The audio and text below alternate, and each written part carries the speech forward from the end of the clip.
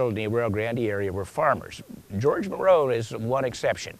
Monroe was an oil prospector, and he worked for companies that explored oil in both the Santa Maria Valley and the Wasna Valley.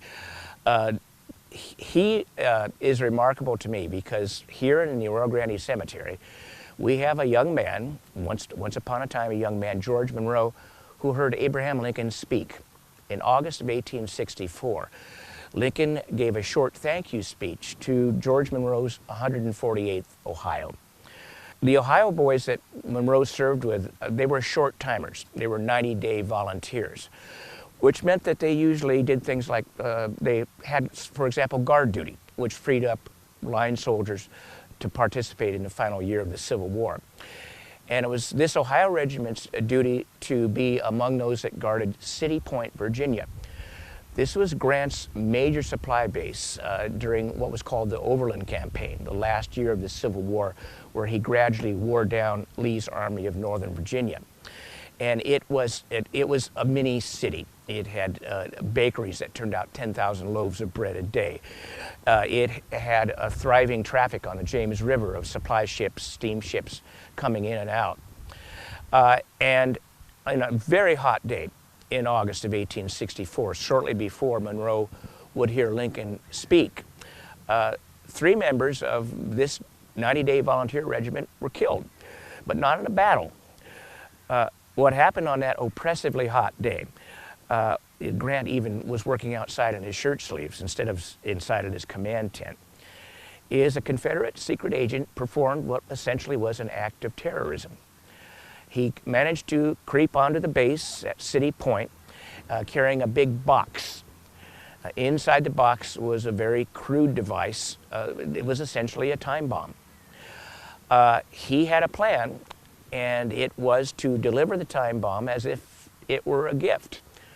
So he crept out of the weeds when the coast was clear, stood up carrying the package under one arm, went up to a barge anchored on the banks of the James, and to the sentry at the wharf, and presented him with the box and said, "This is for your commanding officer, and I just wanted to make sure that it made it here safely."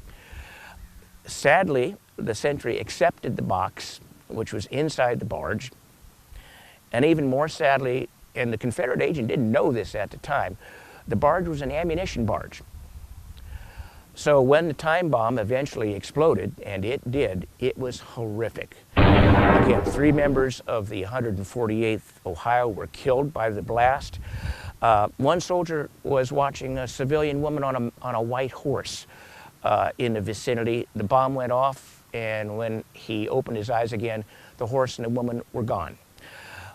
It unleashed a cannonball that whizzed through a tent where some young officers were playing poker, went from one side of the tent out through the other, and I think it kind of broke up their poker game.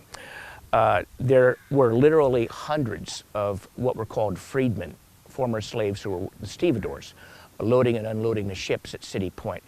And we may never know how many of those were killed, but it had to be in the hundreds. So oddly enough, it wouldn't be discovered until many years after the war that this was an act of sabotage, an act of terrorism.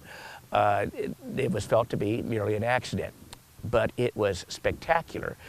And unfortunately for the Confederates, it did absolutely nothing to slow Grant's campaign against Lee in that last year of the Civil War. But George Monroe survived that explosion that day at City Point, Virginia.